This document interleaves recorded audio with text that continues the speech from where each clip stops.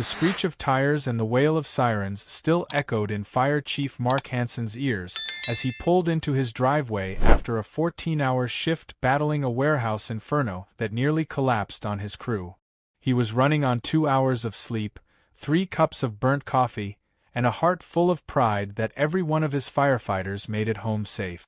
But as he reached for the door handle of his official fire command truck, his mobile office, his response hub, his lifeline, his hand grasped nothing but air. The truck was gone. Vanished. His front lawn looked freshly raked, the concrete still bearing faint tire marks. At first, he blinked, disoriented, wondering if exhaustion had finally broken his mind. But a bright yellow note taped to his door snapped him back into focus. Your vehicle has been removed for violating HOA visual standard. Non-compliant vehicles will be towed at owner's expense. HOA enforcement.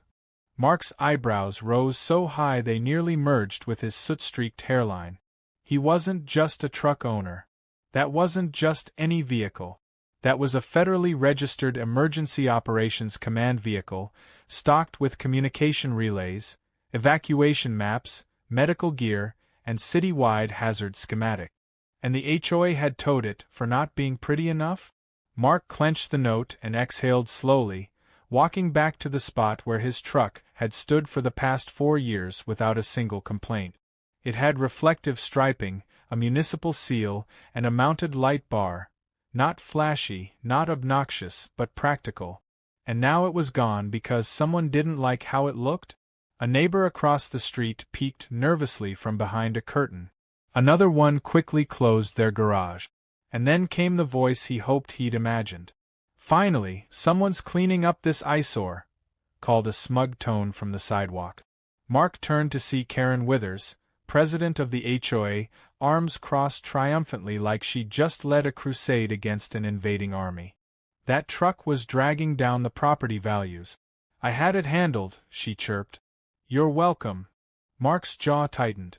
That truck, he said, enunciating each syllable like it might stop him from yelling, is a state-certified mobile command unit. Removing it is not just illegal, it's reckless. Karen blinked, feigned a yawn, and said, then maybe park it somewhere people don't have to look at it while sipping their morning tea. Before Mark could reply, his radio crackled. A dispatcher's voice cut through the tension. Chief Hansen, we've got a 10-91. Possible chemical fire at Lincoln Middle. Hazmat already en route, need field command ASAP. His breath hitched. Lincoln Middle. Hundreds of kids. Dozens of staff. And his truck, the hub for command, communication, and coordination, was in the wind. He grabbed his backup handheld from his belt, but the range was limited. His laptop with floor plans? Gone with the truck. The command beacon? In the missing rig. With a furious shake of his head, he bolted toward his personal car, heart pounding not from exhaustion now, but from dread. Karen watched with a smug shrug, completely unaware that she had just potentially delayed a life-or-death emergency response.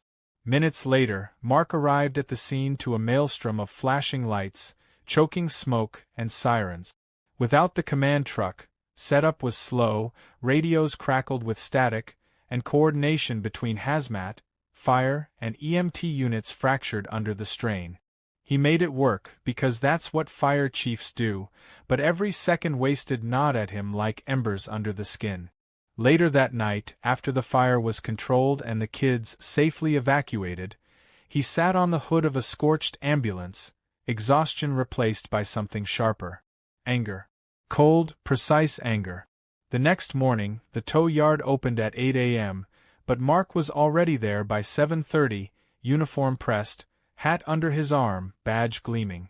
The manager, chewing a donut and barely glancing up, asked, "Name?" Mark replied, "Chief Hansen. I'm here for my city vehicle." That got the guy's attention. He led Mark to the back, where the fire command truck sat surrounded by dusty sedans. Its lights were unplugged. The emergency beacon was disassembled and tossed into the back seat. Worse, the dashboard computer that stored decades of emergency mapping data was missing. Mark took out his phone and began snapping photos. "Who authorized this tow?" he asked.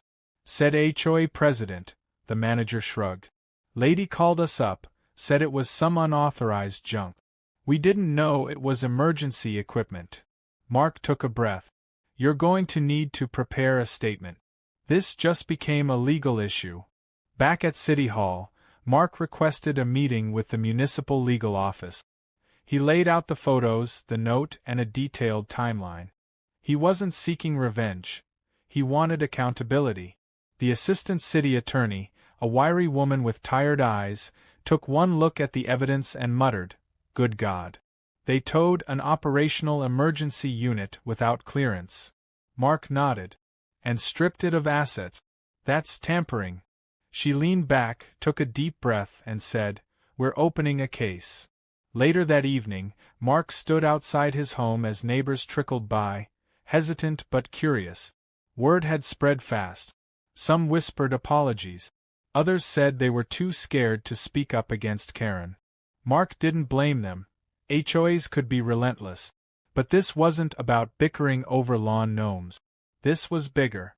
This was about a civilian authority thinking it could override the law. As he walked toward the HOA meeting scheduled for that night, he didn't wear his badge or his turnout gear.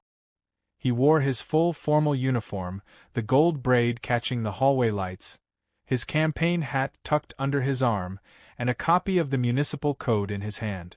When he entered the room, all conversation ceased. Karen, seated at the head of the table like she was queen of the cul-de-sac, smiled politely. "Chief Hansen," she said sweetly, "nice of you to join us. I hope you've come to clear up the misunderstanding." Mark smiled back, but it didn't reach his eyes. "Yes, I'm here to clarify something," he said, unfolding the codebook. "Specifically, that your board violated 3 state ordinances, 2 federal property clauses, and the city's emergency response protocol." Karen's smile faltered. Someone at the back muttered, "Oh damn." Mark looked around. "And because of that, your actions caused a delay in our response to a hazardous materials incident at a school. That delay may have directly contributed to injuries sustained by a firefighter. You didn't just tow a truck. You compromised public safety." The room went dead silent. He paused, then added, "I'll be seeing you again. But next time, it won't be at a meeting. It'll be in court." As he turned to leave, the only sound was Karen's breathing, shallow, quick, and very much not smug. The HOA had picked the wrong truck, the wrong moment, and absolutely the wrong guy. The fire was only just beginning. Mark left the HOA meeting without another word, his boots clicking down the hallway like a gavel striking judgment. He didn't need to slam the door. The weight of his final sentence had already knocked the wind out of everyone in that room. As he stepped into the cool night air, he allowed himself a moment to breathe. The adrenaline was fading, but underneath it simmered something else: resolve. He had been through collapsing buildings, wildfires, and gas leaks, but nothing prepared him for the sheer audacity of suburban politics fueled by unchecked arrogance. And now it was personal. The next morning started early. The firehouse was buzzing with controlled energy, but as Mark walked in, the conversations dimmed. His crew had heard what happened. His command vehicle being towed wasn't just inconvenient, it was a failure in the eyes of those who trusted the system to back them up. One of his lieutenants, Shaw, walked up and handed him a tablet. "News is starting to catch on, Chief," he said. Mark looked down. The local news had picked up the story. The headline read, "HOA tows fire chief's emergency truck, delays school fire response." Below it was a still from the tow yard of his truck, red lights unplugged, surrounded by broken glass and bent antennae. The story was spreading like wildfire, and unlike actual fires, this one didn't need oxygen, just outrage. Mark knew what had to be done.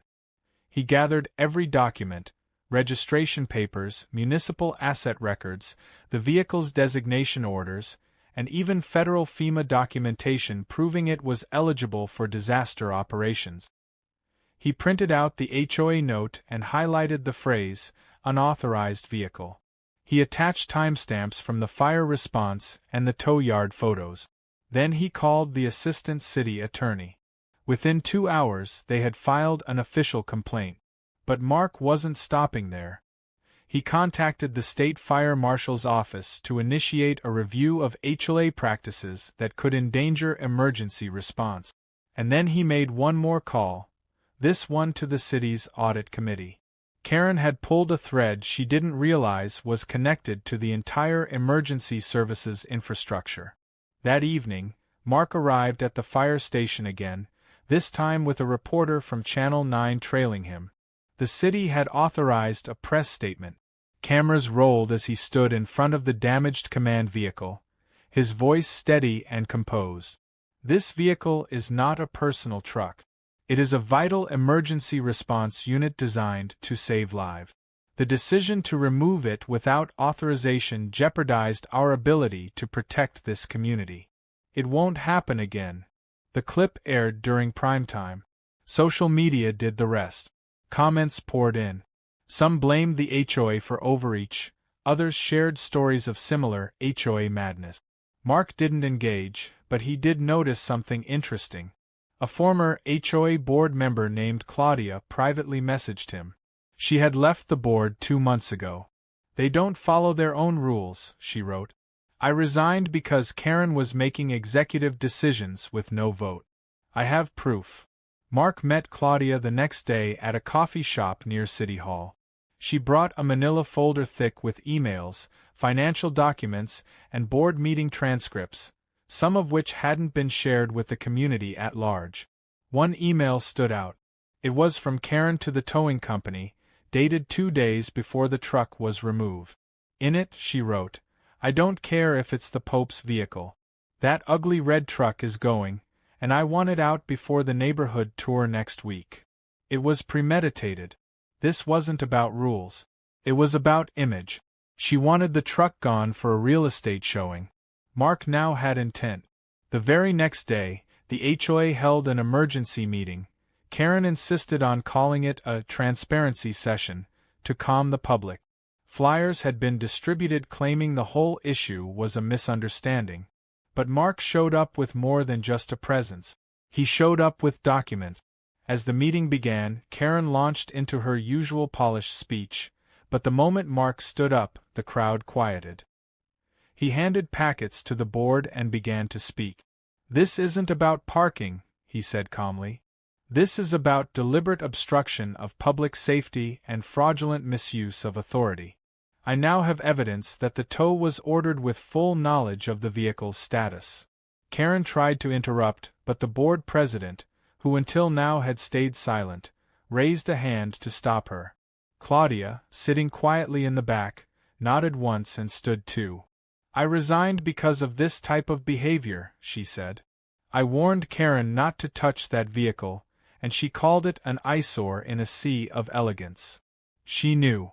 Gasps followed. Some neighbors whispered. A few took out phones. Karen's face turned a deep shade of red as she tried to regain control. "These accusations are outrageous," she stammered. "We have bylaws, and I was simply enforcing them." Mark replied, "Your bylaws don't supersede state law, city emergency codes, or federal designation of disaster response vehicles. You crossed a line and you endangered lives." The board called for a recess. Outside in the hall, residents crowded Mark, offering support. One older man said, "She fined me for having a ladder showing in my garage window." Another woman added, "She told me my son's wheelchair ramp made the block look cluttered." Stories spilled out, a domino of grievances. What Karen had done to Mark wasn't isolated. It was a pattern, and now the cracks in her rule were wide open. When the board reconvened, the vice president announced that an independent auditor would be appointed to review all HOA decisions made over the past year. Karen protested, but the murmurs in the room made it clear. Her power was slipping. That night, Mark returned home to find a thank you card taped to his door. No signature, just the words, "You finally stood up to her. Thank you." He walked inside, poured himself a glass of water, and stared out the window. The spot where his truck once sat now held his personal car, but the symbolism lingered. It wasn't about a parking space. It was about someone believing they were untouchable and learning, too late, that public safety does not bow to private ego. The following morning, he received a call from the fire marshal. "We've finished our preliminary review," the voice on the other end said. "And you were right. The HOA is in violation of multiple codes regarding fire lane obstruction and hydrant clearance. We're freezing all construction approvals effective immediately." Mark thanked him and hung up. The momentum was building. One truck had been towed, but the damage was far from done. Karen had lit a match thinking she was in control of the flame. But now the fire was spreading, and Mark had just turned on the fan. Karen had never faced pushback like this before. For years, she had ruled the HOA with manicured precision and a voice coated in passive aggression. She had fined people for having garden gnomes, repainted community signs without a board vote, and even banned a local Girl Scout troop from selling cookies because she thought the uniforms clashed with the neighborhood's aesthetic. But now she wasn't the one giving orders, she was the one under scrutiny, and the panic was showing. While she tried to maintain her usual plastic smile composure in public, behind closed doors she was scrambling. She sent out mass emails to residents insisting that the issue with the fire chief's truck was a gross misunderstanding, then followed it up with a defensive letter accusing Mark of publicly slandering the HOA with malicious intent. It backfired spectacularly. Half the community ignored her letter. The other half forwarded it to the local news. Channel 9 ran a follow-up piece titled, "HOA Doubles Down on Fire Truck Towing, Community in Uproar." By now, Mark had stopped trying to manage the media. He had bigger priorities. The city's legal office had approved preliminary proceedings for a formal investigation into the HOA's conduct. They were also compiling documentation of every fire code violation within the HOA's jurisdiction. Mark was asked to assist. He spent hours reviewing hydrant locations, access roads, and reports of blocked lanes, all things the HOA was supposed to maintain. What he found was worse than expected. 2 hydrants on his street had been hidden behind decorative rock walls. One of the fire lanes near the park had been converted into an unofficial overflow parking lot. The worst offense was the installation of a wrought iron fence across the only access path to the community's eastern greenbelt, a space routinely used as a wildfire buffer zone. All of it had been approved by Karen. All of it violated code. Mark compiled the violations into a detailed report, which he submitted to the fire marshal. The next morning, Karen was served with a cease and desist notice halting all HOA-sponsored modifications to common property. When she read it in front of the neighborhood committee, her hands visibly shook. But the unraveling didn't stop there. An anonymous whistleblower mailed a packet to City Hall containing copies of checks written from the HOA budget to Withers Property Solutions, a company with no website or business license. A quick investigation revealed that it was a shell company registered under Karen's son's name. Mark wasn't surprised. The signs were all there: private contractors hired without bids, payments never recorded in meeting minutes, and a patio renovation outside the clubhouse that somehow cost $12,000 for 4 benches. The city assigned a financial auditor, and within days, Karen's house of cards began to collapse. A quiet but significant moment came when 2 HOA board members resigned publicly and endorsed a full re-election.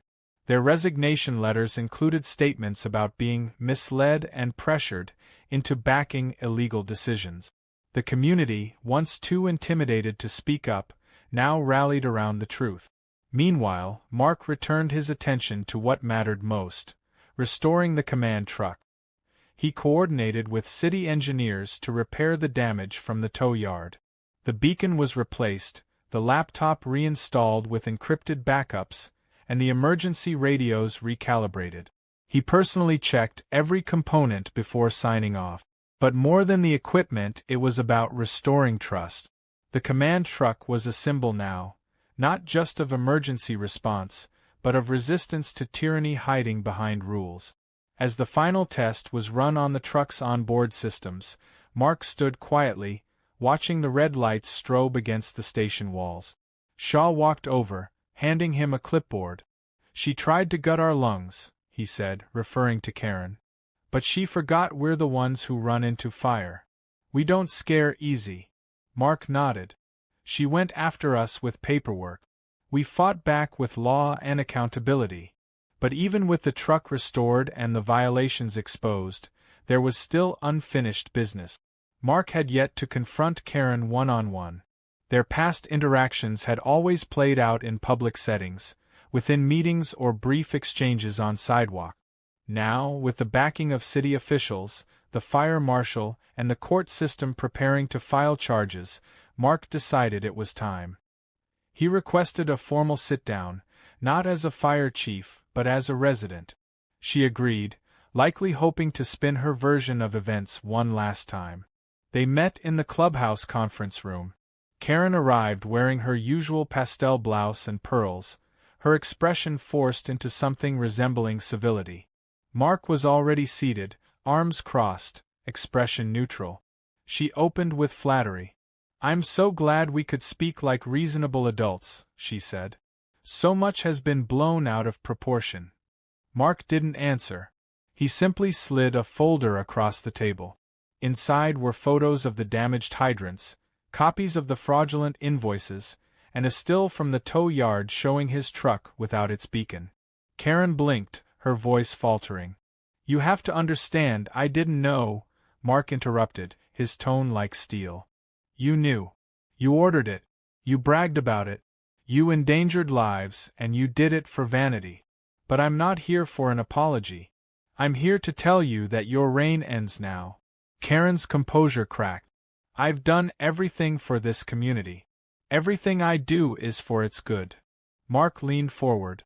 "Then explain how stealing from the HOA budget serves anyone but you. Explain how compromising fire lanes helps residents.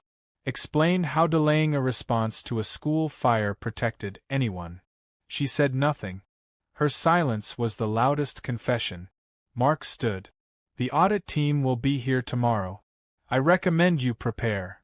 The next day, the audit team arrived with boxes, laptops, and sharp eyes. Karen was not present. She had submitted a written leave of absence citing mental and emotional stress. The interim board met that evening to vote on a permanent leadership change. By unanimous vote, Karen was removed as president. A replacement was named, someone known for their transparency, calm leadership, and collaboration with city departments. Mark didn't attend the meeting. He didn't need to. His presence had already changed everything. That weekend, the fire station hosted a barbecue open to the entire neighborhood. It was meant to be a morale booster, a gesture of goodwill, and a celebration of unity. Mark stood at the edge of the lot, watching kids play near the trucks, residents laughing with firefighters, and volunteers giving out burgers. Shaw came over, pointing to a wooden sign placed near the driveway. "You see that?" Mark turned to read it. It was hand-painted and freshly bolted to the ground. The words were clear, bold, and impossible to miss. "Reserved for Fire Chief Hansen. Towing this vehicle will trigger a full city response." Mark laughed, the sound deep and real. For the first time in weeks, the fire wasn't in his chest. It was in the grill, in the community, in the shared sense of relief that the tyrant was gone. The HOA hadn't just towed a truck. They had tried to drag a symbol of service through the mud. But the people had drawn a line, and this time, the fire chief didn't just put out the flames. He lit the path forward. 2 weeks after the barbecue, the neighborhood felt different. There was a calmness that hadn't existed in years. People waved again. Sidewalk conversations resumed. Lawn chairs reappeared on porches without anyone reporting them. But underneath that surface peace, the fallout from Karen's actions continued to ripple outward.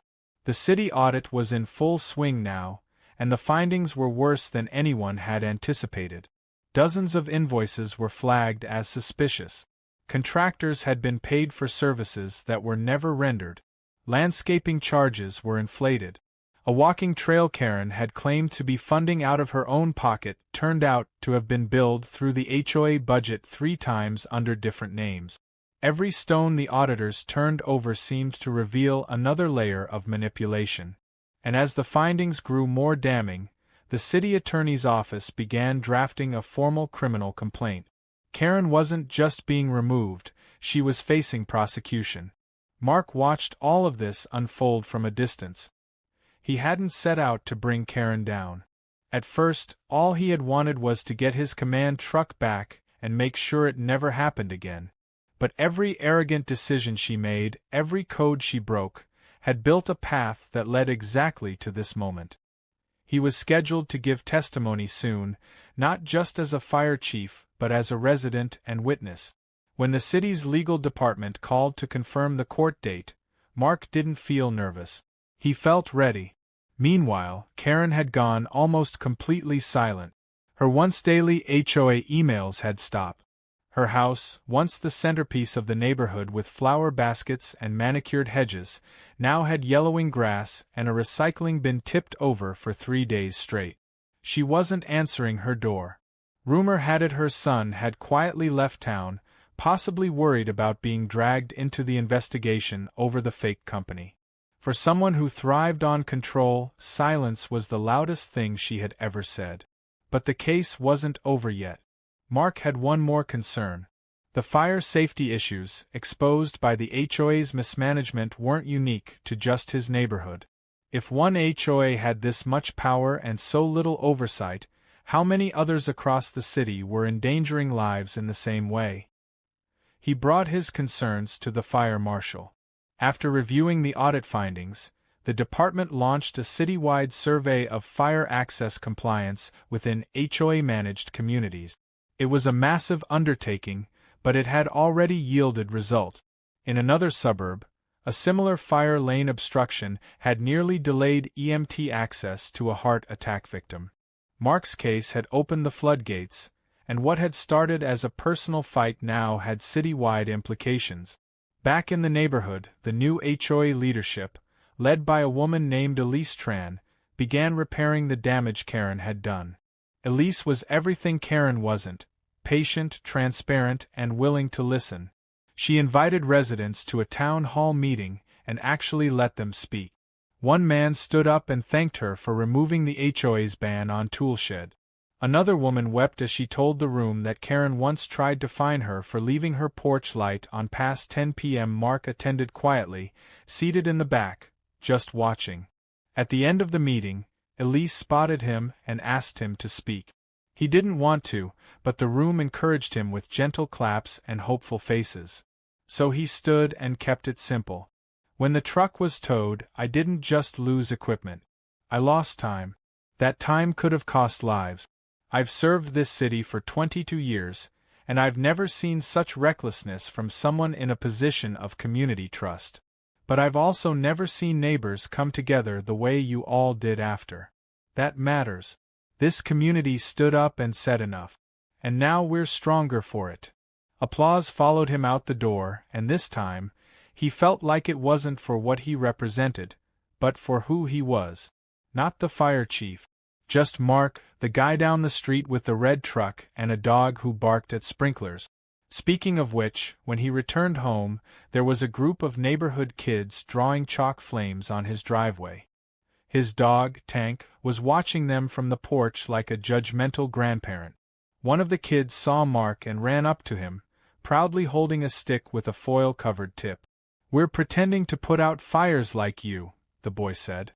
"I'm the chief." Mark smiled, knelt down, and handed him a spare red helmet from his garage. "Then you need the right gear," he said. The boy's face lit up like it was Christmas. He ran back to his friend shouting, "He gave me a real fire chief helmet." Mark watched them for a moment longer, then turned to see Elise approaching with a clipboard.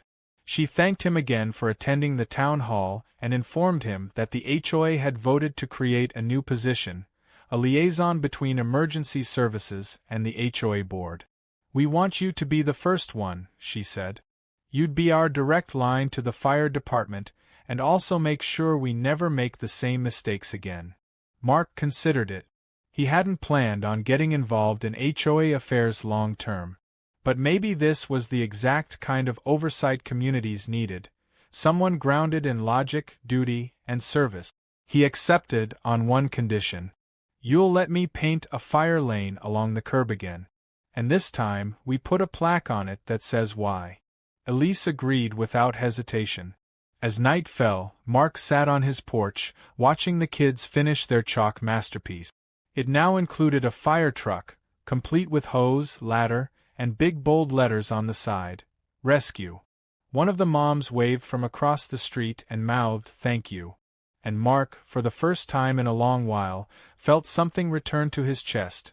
Not rage, not duty, but peace. The fire had been put out. The ashes were being swept. And in their place, something better was being built.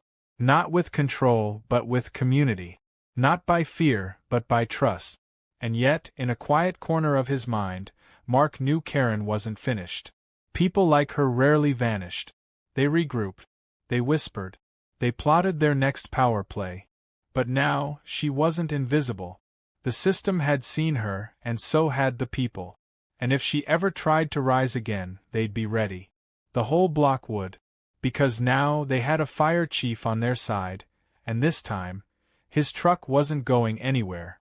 The courthouse buzzed with quiet tension as Mark walked through its glass doors, his uniform pressed and boots polished, though not for ceremony. He wasn't here to collect an award or give a fire safety seminar. He was here to testify. The state had officially filed charges against Karen Withers for obstruction of emergency services, misuse of HOA funds, and multiple counts of municipal code violation. The courtroom wasn't packed, but it was full enough. A few reporters sat in the back, along with several residents from Mark's neighborhood, some who once feared Karen and others who once supported her, now sitting with crossed arms and downturned eyes. Mark took his seat and waited to be called. When the bailiff announced his name, he walked to the stand, placed a hand on the Bible, and swore the oath. Then, without fanfare, he began his testimony. He described the night the command truck was towed, how the HOA's actions delayed his response to a chemical fire at Lincoln Middle School. He explained the truck's role as an emergency command center, its importance during crises, and the impact of losing it even for a few hours. He spoke without anger, just facts, letting the truth speak its weight. The prosecutor showed the jury photos of the damaged truck and played audio of the emergency dispatch that night. There was silence in the room when Mark described the injured firefighter who was forced to enter the building without updated schematics due to the truck's absence. Seconds matter, Mark said.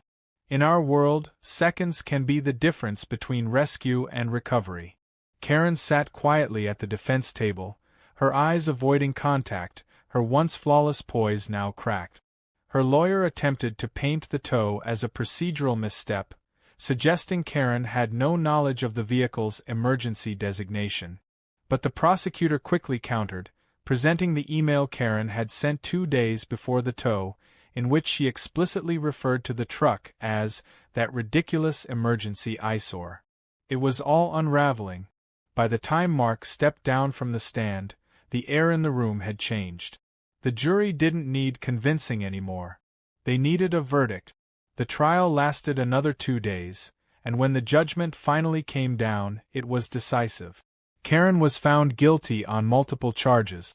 The court ordered restitution to the fire department for damages and suspended her from holding any leadership position in a registered HOA for 10 years. She was fined heavily and issued a public apology, which she read with a trembling voice in front of city cameras. Gone was the smug superiority.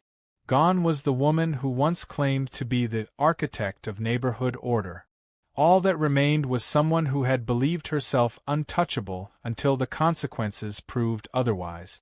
Back in the neighborhood, the verdict sent a clear message. It wasn't just about Karen anymore. It was about boundaries, accountability, and the limits of authority.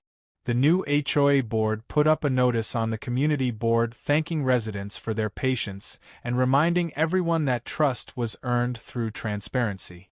Mark's role as the emergency services liaison became official, and once a month he hosted a safety review in the clubhouse, educating residents on things like fire lane access, hydrant clearance, and proper evacuation planning. He didn't do it out of revenge. He did it because people finally wanted to learn. One morning, weeks after the trial ended, Mark received an envelope in the mail. There was no return address, just his name typed cleanly across the front. Inside was a single note that read, "You win. But you ruined everything I built."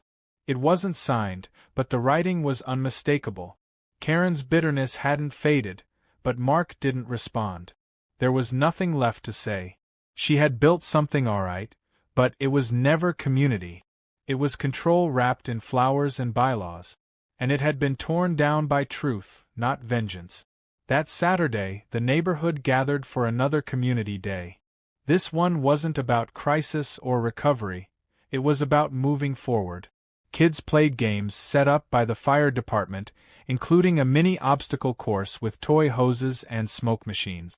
Parents laughed and grilled food, and a local band played soft rock on the clubhouse lawn. At the far end of the lot stood Mark's fire command truck, fully restored and gleaming in the sun. Residents walked by and admired it, some even asking for photos. On the passenger door, newly painted in crisp white letters, was a small dedication, "In service of those who serve." Mark stood nearby, speaking with the mayor who had quietly shown up to shake hands and offer his thanks. As the event winded down, a young girl approached Mark with her father. She was holding a clipboard and wore a vest made out of cardboard with hand-drawn badges on it. "Are you the fire boss?" she asked seriously. Mark chuckled and nodded. "I guess you could say that." She held up a piece of paper she had drawn herself. It showed a fire truck rescuing people from a burning building, and under it she had written in big crayon letters, "Thank you for being brave." Her dad whispered, she saw the news. Said she wanted to make something for the guy who saved the neighborhood from the bad lady. Mark knelt down and took the paper like it was a medal. "This is better than any award I've ever gotten," he said. The girl beamed. As the sun dipped low, casting gold across the lawns, Mark stood once again on his porch, his dog Tank lying at his feet. The sounds of laughter still drifted across the block, carried by warm wind and the occasional sizzle from a fading grill. Mark's eyes moved to the curb, where the command truck sat confidently in its rightful spot. The city had even installed a permanent metal plaque, "Authorized Emergency Vehicle, protected by municipal law." It wasn't about victory. It was about restoration. Karen had tried to use rules to break a system built on service, but the community saw the difference now. They saw what real leadership looked like. Not someone barking orders, but someone willing to carry the weight of responsibility, even when no one asked him to. And though the chaos had passed, the story would remain. It would be shared at firehouse dinners, whispered over backyard fences, and one day, maybe even become the kind of tale that sounded too wild to be true. The day the HOA towed the fire chief's truck, and learned the hard way who they were dealing with. Mark leaned back in his chair, arms folded, eyes half closed. No alarms, no sirens, no chaos. Just a street at peace and a man who knew that sometimes you don't have to fight fire with fire. Sometimes you fight it with facts, patience, and a town that finally decides it's had enough.